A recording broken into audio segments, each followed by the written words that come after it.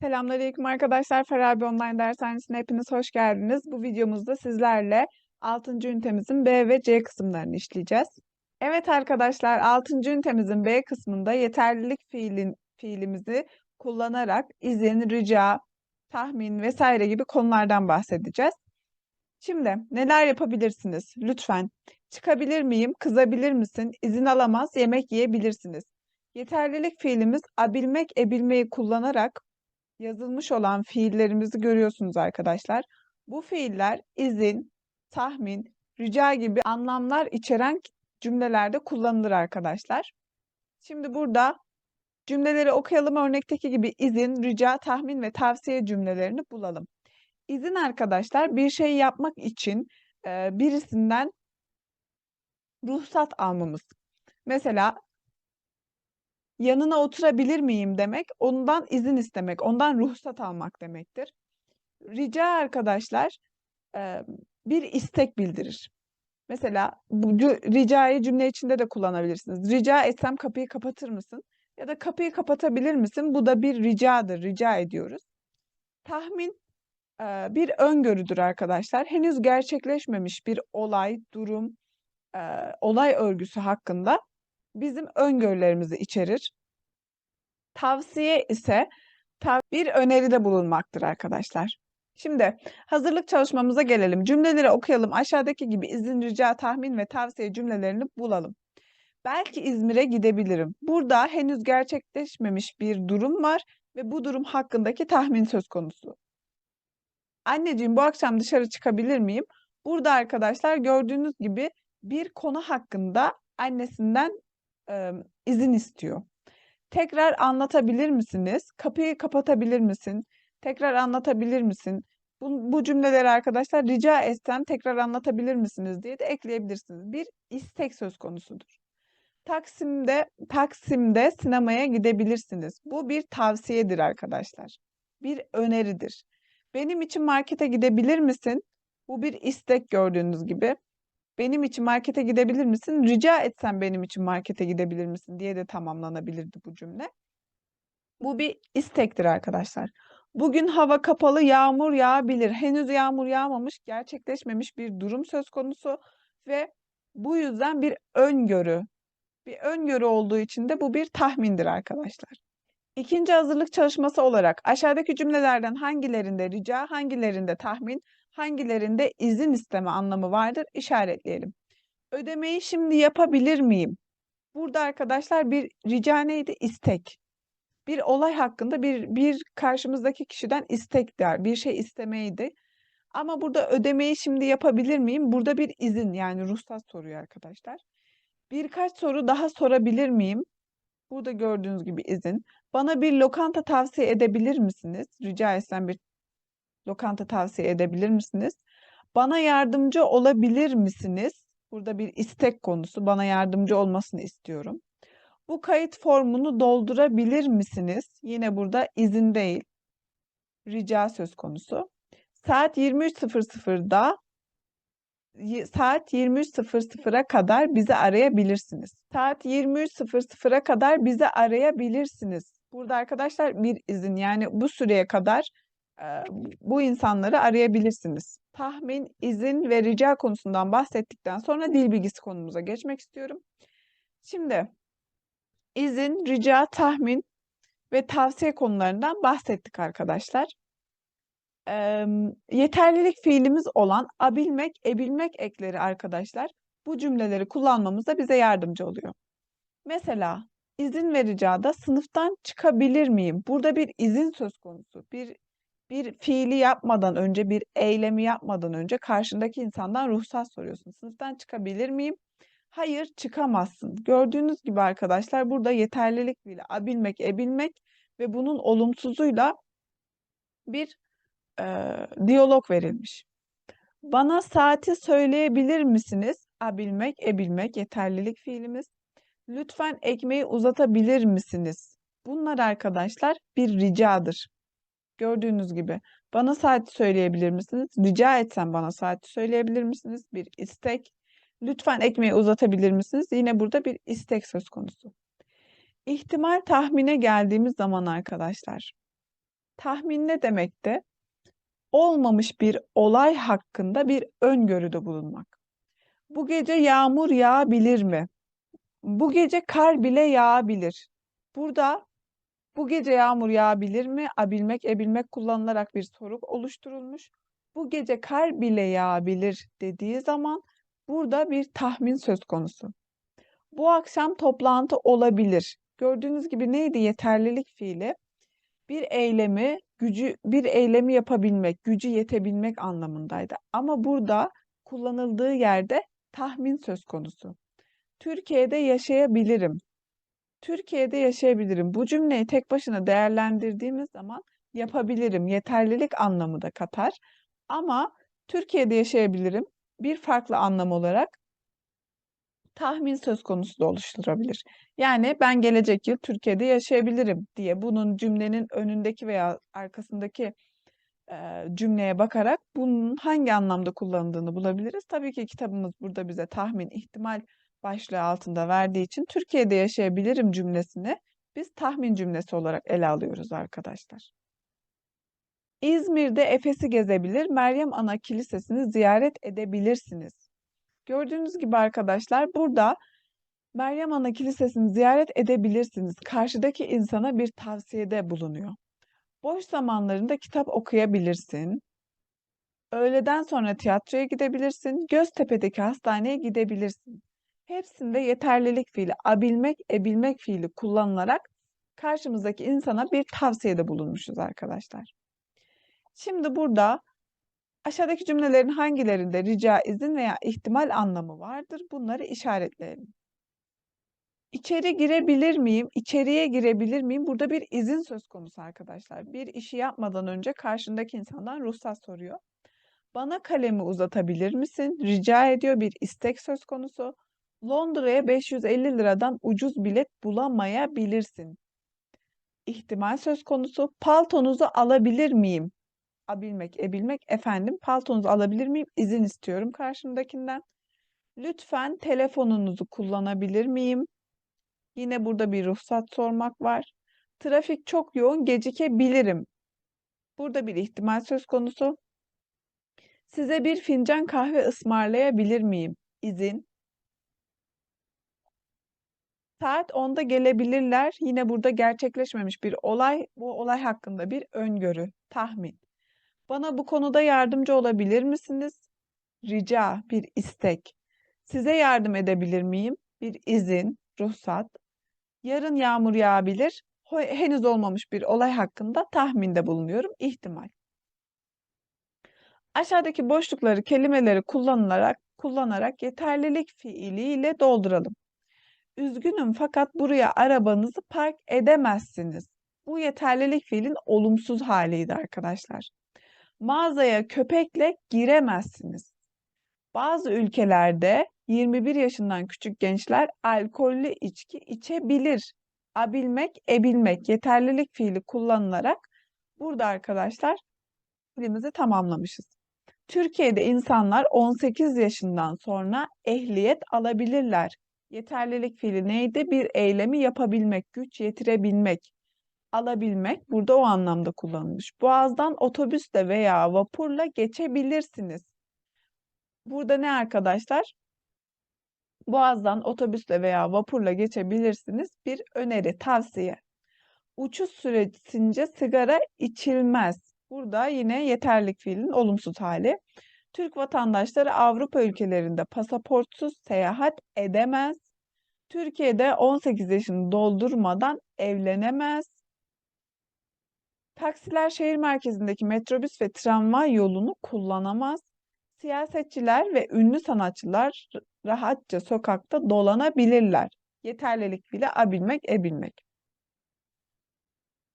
Şimdi ise arkadaşlar 6. ünitemizin C bölümüne geçiyoruz. Burada ise arkadaşlar ip olan zarf fiillerimizden bahsedeceğiz. Zarf fiillerinin Türkçe'de bir kodlanma şekli vardır.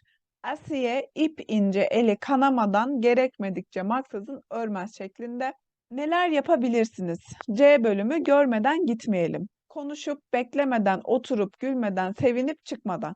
Gördüğünüz gibi arkadaşlar burada bize zarf fiilimiz olan ıp, ip, up, üp türevlerini vermiş ve madan, meden şeklinde zarf fiillerinden bahsetmiş. Şimdi birinci hazırlık çalışmamızı aşağıdaki resimler ile cümleleri eşleştirelim. Galata'ya gidip Galata Kulesi'ni gördüm. İstanbul'un arkadaşlar birbirinden güzel. Burada 5 fotoğrafı verilmiş, resmi verilmiş. Galata'ya gidip Galata Kulesi'ni gezdim. Gördüğünüz gibi burada 3 numaralı resim Galata Kulesi.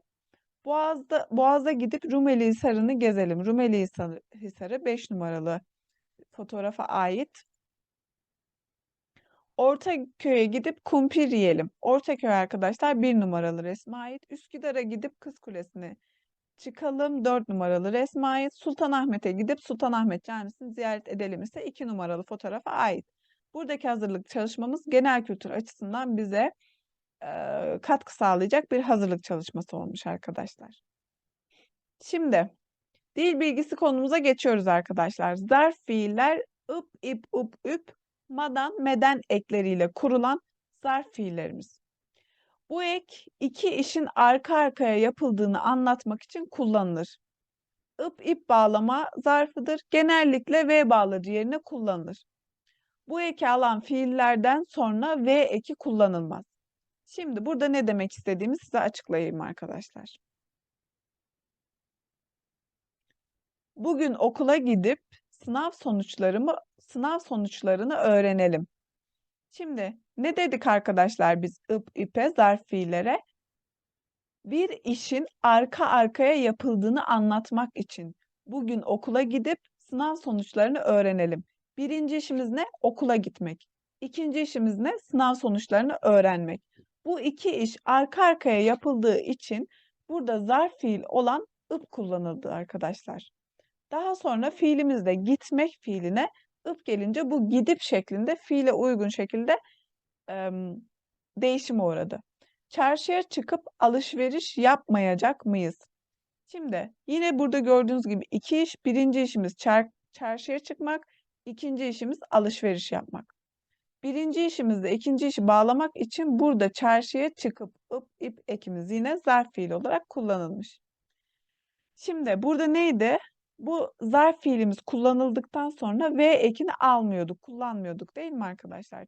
Çarşıya çıkıp ve alışveriş yapmayacak mıyız dediğimiz zaman bu hatalı bir cümle. Yani bu doğru bir cümle olmaz. O yüzden burada bu eki alan fiillerden sonra V eki kullanılmaz diye özellikle belirtildi. Ayşelerle pikniğe gidip bu güzel günün tadını çıkaralım. Birinci işimiz Ayşelerle pikniğe gitmek. İkinci işimiz güzel günün tadını çıkarmak. Burada gitmek fiili zarf fiil eki olan ıp, ip eki gelerek arkadaşlar gidip yine burada ses değişimi mevcut. Bu iki işi birbirine bağlamış arkadaşlar gördüğünüz gibi. Merak etme, geç kalmam. Çok çabucak gidip gelirim. Şimdi burada birinci işimiz çabucak gidip, ikinci işimiz de gelmek.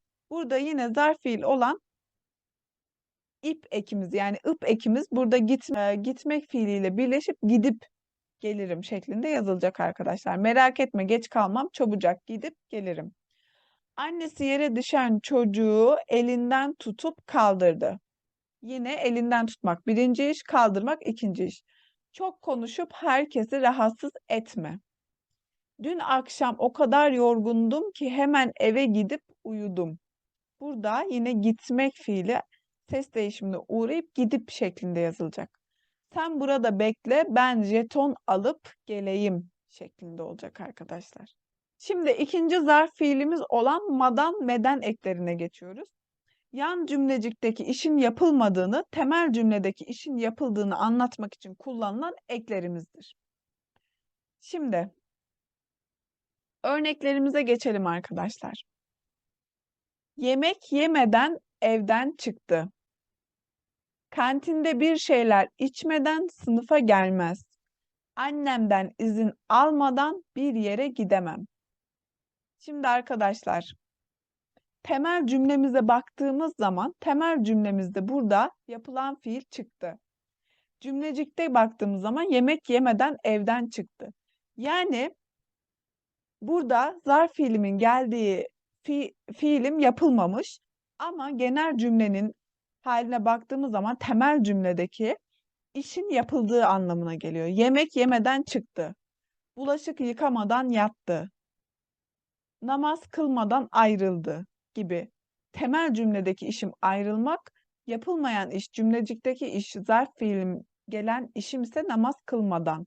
Bu işim yapılmadı ama temel cümleye baktığımız zaman namaz kılmadan ayrıldı cümlesine baktığımız zaman temel cümledeki işim yapıldı. Ayrıldı ama namaz kılmadan. Madan meden ekleri geldiği zaman arkadaşlar demek ki neymiş? İşin yapılmadığı anlamına geliyor. Yemek yemeden evden çıktı. Bu neymiş? Zarf fiilim. Kantinde bir şeyler içmeden sınıfa gelmez. İçmeden neymiş? Zarf fiil. Annemden izin almadan bir yere gidemem şeklinde. Buradaki cümlelerdeki boşlukları örneklerdeki gibi dolduralım.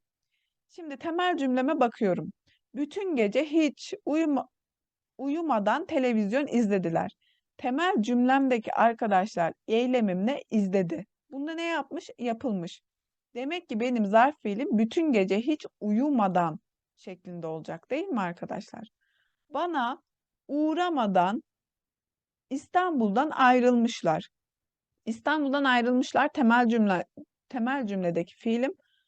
Uğramadan yapılan ise arkadaşlar zarf fiilim.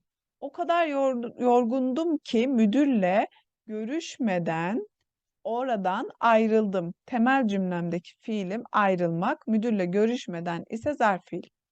Derslerini bitirmeden arkadaşına gidemezsin. Yine burada madan meden ekleri gelerek zarf fiilim kullanıldı arkadaşlar.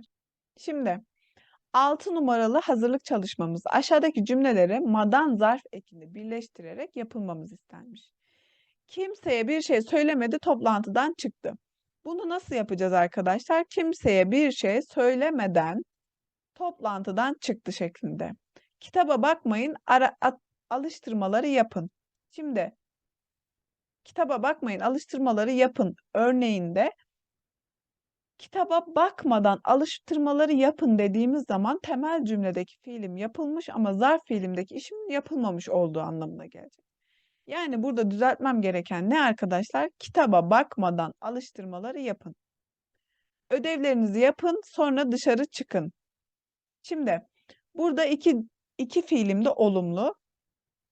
Ödevlerinizi yapmadan dışarı çıkmayı şeklinde bu cümleyi zarf fiil kullanarak yazabilirim. Düşünün, sonra konuşun. Bu da yine olumlu verilmiş iki fiilim. Düşünmeden konuşmayın. Düşünmeden konuşmayın şeklinde zarf fiil kullanarak bu cümlemi düzenleyebilirim. Şemsiyeni al, şemsiyesiz dışarı çıkma. Şemsiyeni almadan dışarı çıkma şeklinde bu cümlemi zarf fiil kullanarak revize edebilirim arkadaşlar. Evet arkadaşlar 6. ünitemizin okuma metinlerinde dil bilgisi konumuz çok olduğu için biraz kısa tutuyorum.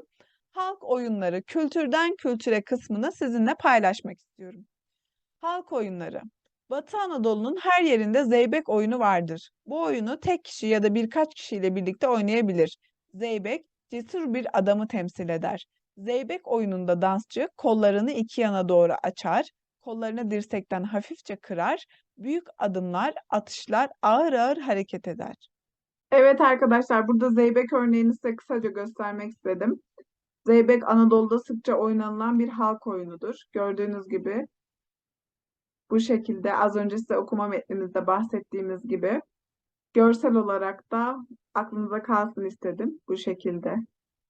Kollar iki yana doğru açılarak yere doğru hafif eğilerek oynanılan bir halk oyunu. Şimdi sınıf dili olan konumuzda ise örneklere bakalım, cümlelerin anlamlarını öğrenelim. Ben tenis oynayabilirim. Bu nedir arkadaşlar? Burada bize bir ebilmek fiili kullanılmış. Yani bir yeterlilik. Ben tenis oynayabilirim. Burada şahıs kendi yeteneğinden bahsediyor arkadaşlar. Yeterlilik yapabilmek. Pencereyi açabilir misin? Burada bir istek konusu. İstek neydi? Karşılığı ricaydı. Sigara içebilir miyim? Burada neydi? Ruhsat soruyor. Sigara içebilir miyim? Evet içebilirsin. Yani bu izin veriyorum ya da izin vermiyorum şeklinde. Alışverişinizi kapalı çarşıdan yapabilirsiniz. Yine ebilmek tavsiye. bir öneri söz konusu. Şemsiyeni al, öğleden sonra yağmur yağabilir. Abilmek, ebilmek kullanılmış. Bu bir ihtimal. Aşağıdaki cümlelerin görevlerini yazalım. Burada oturabilir miyim? Burada bir ruhsat sorma, yani izin alma söz konusu arkadaşlar. Odayı toplamak için eşyaları şuraya koyabilirsin. Burada nedir? Yine bir tavsiye söz konusudur arkadaşlar. Müdür her an gelebilir. Tahmin söz konusu. Ben yüzemem. Burada yeterlilik fiilin olumsuzluğu söz konusu arkadaşlar. Bana şu kitabı getirebilir misin? Burada bir istek söz konusu, rica. Evet arkadaşlar, 6. ünitemizin B ve C kısmında istek, izin, tavsiye, tahmin gibi konulardan bahsettik ve böylelikle 6. ünitemizin de sonuna gelmiş bulunuyoruz. Bir sonraki videomuzda 1. ünitemizde yeni kitabımızda sizlerle birlikte olacağız arkadaşlar. Hepiniz Allah'a emanet olun. Görüşmek üzere.